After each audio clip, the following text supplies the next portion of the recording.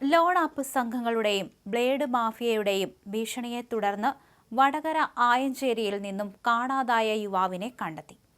വടകര ആയഞ്ചേരി സ്വദേശി വിഷ്ണു പ്രകാശിനെ പയ്യന്നൂർ റെയിൽവേ സ്റ്റേഷനിൽ നിന്നാണ് പോലീസ് കണ്ടെത്തിയത്. കഴിഞ്ഞ തിങ്കളാഴ്ച ബാങ്കിലേക്ക് പോകുന്നുവെന്ന് പറഞ്ഞ് വീട്ടിൽ നിന്നിറങ്ങിയ വിഷ്ണുവിനായി കഴിഞ്ഞ 8 ദിവസമായി തെരച്ചിൽ നടന്നുവരികയായിരുന്നു. ലോൺ ആപ്പുകളിൽ നിന്നും ബ്ലേഡ് മാഫിയയിൽ നിന്നും കടമെടുത്ത പണം തിരിച്ചടയ്ക്കാൻ കഴിയാത്തതിനെ തുടർന്നുണ്ടായ ഭീഷണി മൂലമാണ് താൻ വീട് വിട്ടതെന്ന് വിഷ്ണു അനുജനയച്ച സന്ദേശത്തിൽ വ്യക്തമാക്കിയിരുന്നു. 10,000 രൂപ വായ്പയെടുത്ത വിഷ്ണുവിന്റെ മോർഫ് ചെയ്ത ചിത്രങ്ങൾ പ്രചരിപ്പിക്കുമെന്ന് ലോൺ ആപ്പ് സംഘം ഭീഷണിപ്പെടുത്തിയിരുന്നു. കൂടാതെ ഈ കടം തീർക്കാനായി ബ്ലേഡ് മാഫിയയിൽ നിന്ന് വാങ്ങിയ 65,000 രൂപ പലിശയടക്കം 1 ലക്ഷത്തിന് മുകളിൽ ആയതോടെ ഇരുവിഭാഗവും കടുത്ത സമ്മർദ്ദമാണ് യുവാവിനുമേൽ ചെലുത്തിയിരുന്നത്. ഈ ഭീഷണി സന്ദേശങ്ങൾ കുടുംബം പോലീസിന് കൈമാറിയിരുന്നു. കാണാതായ ദിവസം വിഷ്ണു മറ്റൊരാൾക്കൊപ്പം വടകര ടൗണിലൂടെ നടന്നു പോകുന്ന CCTV ദൃശ്യങ്ങൾ പോലീസിന് കിട്ടിയിരുന്നു. സൈബർ സെല്ലിന്റെ സഹായത്തോടെ നടത്തിയ പരിശോധനയിൽ വിഷ്ണുവിന്റെ മൊബൈൽ ടവർ ലൊക്കേഷൻ അവസാനമായി കാണിച്ചത് Kasaragod Bekal പനയാലിലായിരുന്നു.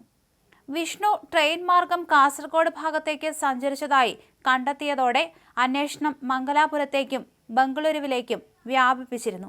Phone switch off ആയതിനാൽ റെയിൽവേ സ്റ്റേഷനുകളിലെ CCTV ദൃശ്യങ്ങൾ കേന്ദ്രീകരിച്ചായിരുന്നു അന്വേഷണം മുന്നോട്ടു പോയത്.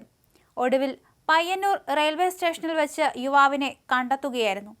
വിഷ്ണുവിനെ വടകരയിലെത്തിച്ച് മൊഴി രേഖപ്പെടുത്തിയ ശേഷം കുടുംബത്തിന് കൈമാറുമെന്ന് പോലീസ് അറിയിച്ചു.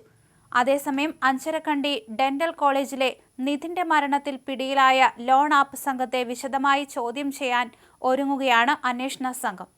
3 പ്രതികൾക്കായി കസ്റ്റഡി അപേക്ഷ നൽകി. ലോൺ ആപ്പ് ഭീഷണിക്ക് പിന്നാലെ കാണാതായ വടകര സ്വദേശി വിഷ്ണുവിനായും അന്വേഷണം ഊർജിതമാക്കിയിരുന്നു. ലോൺ ആപ്പ് നടത്തിപ്പുകാരായ പ്രതികളെ വിശദമായി ചോദ്യം ചെയ്യാനാണ് പോലീസ് നീക്കം. ഇതിനിടെ നിതിന്റെ മരണം ലോൺ ആപ്പ് ഭീഷണി മൂലം എന്ന വാദം കടുപ്പിക്കുകയാണ് കോളേജ്. എന്നാൽ പ്രിൻസിപ്പൽ ചേംബറിൽ നിതിൻ കൂട്ടവിചാരണയ്ക്ക് വിധേയനായെന്നും ഇതിൽ അന്വേഷണം വേണമെന്നും കുടുംബം ആവർത്തിക്കുന്നു. ഇൻസ്റ്റന്റ് പേ എന്ന ആപ്പിലൂടെയായിരുന്നു നിതിൻ ലോൺ എടുത്തത്. അതിനുശേഷം യുവാവിനെ ഭീഷണിപ്പെടുത്തിക്കൊണ്ട് തന്നെ ലോൺ ആപ്പ് സംഘം നിരന്തരം വിളി തുടങ്ങി. ഇതിലുള്ള ഭയം നിതിനെ അലട്ടിയിരുന്നുവെന്ന് പറയുന്നുണ്ട്. ഈ ലോൺ ആപ്പ് സംഘത്തിനെ തേടിയാണ് കഴിഞ്ഞ ദിവസം നോയിഡയിൽ കേരള പോലീസ് എത്തിയത്. അവിടെ വെച്ചാണ് പ്രതികളെ പിടികൂടിയത്. എന്തായാലും ഇവരെ ചോദ്യം ചെയ്തു വരികയാണ്.